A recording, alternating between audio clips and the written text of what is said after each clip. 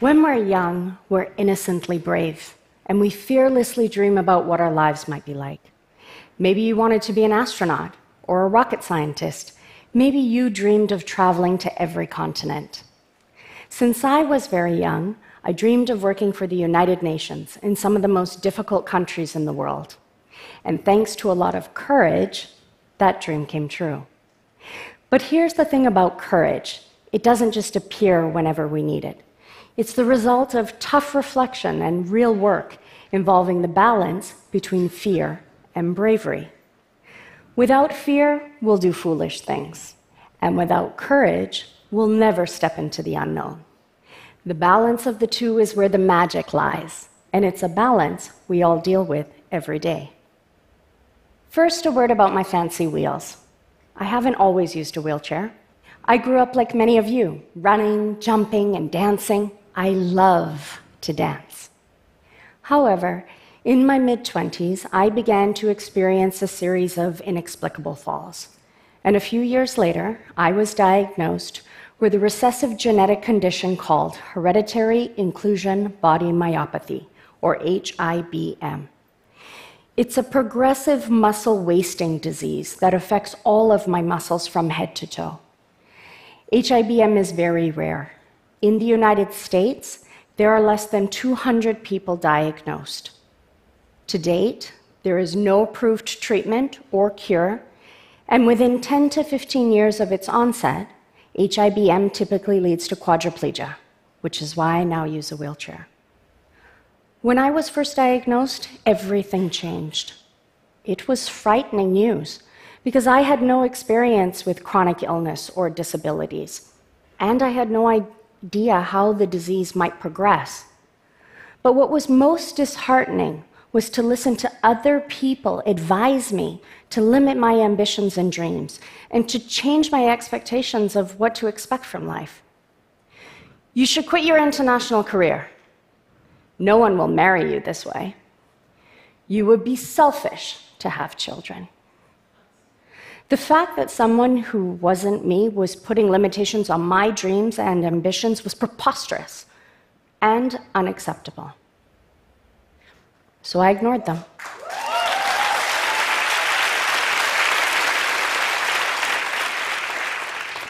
I did get married, and I decided for myself not to have children. And I continued my career with the United Nations. After my diagnosis, going to work for 2 years in Angola, a country recovering from 27 years of brutal civil war. However, it would be another 5 years until I officially declared my diagnosis to my employer, because I was afraid that they would question my capacity to manage and I'd lose my job. I was working in countries where polio had been common, so when I overheard someone say that they thought I might have survived polio, I thought my secret was safe. No one asked why I was limping, so I didn't say anything. It took me over a decade to internalize the severity of HIBM, even as basic tasks and functions became increasingly difficult. Yet, I continued to pursue my dream of working all over the world, and was even appointed as a disability focal point for UNICEF in Haiti, where I served for 2 years after the devastating 2010 earthquake. And then my work brought me to the United States. And even as the disease progressed significantly and I needed leg braces and a walker to get around, I still longed for adventure. And this time, I started dreaming of a grand outdoor adventure. And what's more grand than the Grand Canyon? Did you know that for every 5 million people who visit the rim, only 1% go down to the canyon's base? I wanted to be a part of that 1%. The only thing is, that the Grand Canyon isn't exactly accessible. I was going to need some assistance to get down the 5,000-foot descent of vertical loose terrain. Now, when I face obstacles, fear doesn't necessarily immediately set in, because I assume that one way or another, I'll figure it out. And in this case, my thought was, well, if I can't walk down, I could learn to ride a horse.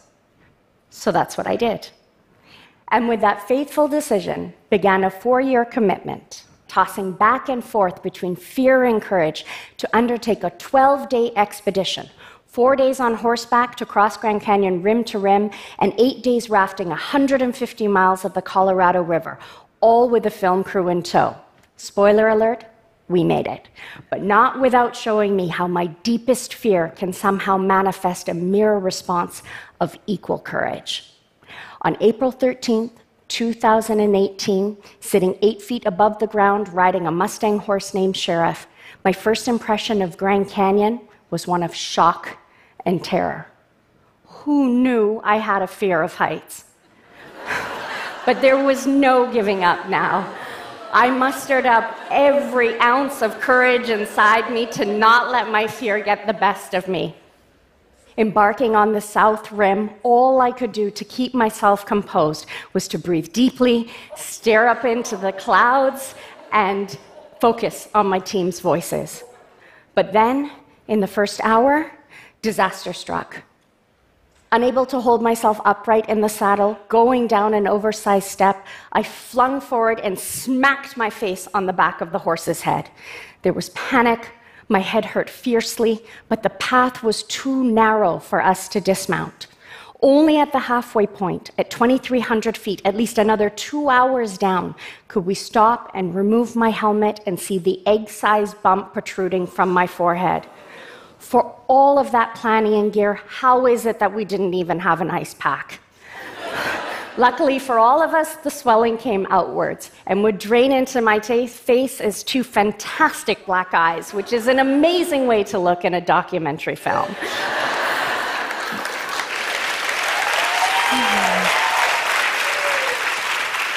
This was not an easy, peaceful journey, and yet that was exactly the point. Even though I was afraid to get back into the saddle, I got back in. The descent alone to the canyon floor took a total of 10 hours, and that was just day 1 of 4 riding. Next came the mighty rapids. The Colorado River in the Grand Canyon has some of the highest white water in the country. And just to be prepared in case we should capsize, we'd practice having me swim through a smaller rapid. And it's safe to say, it wasn't glamorous. I took my breath in the wrong part of the wave, choked on river water, and was unable to steer myself. Yes, it was scary, but it was also fantastic. Waterfalls, slick canyons, and a couple billion years of bedrock that seemed to change color throughout the day. The Grand Canyon is true wilderness and worthy of all of its accolades.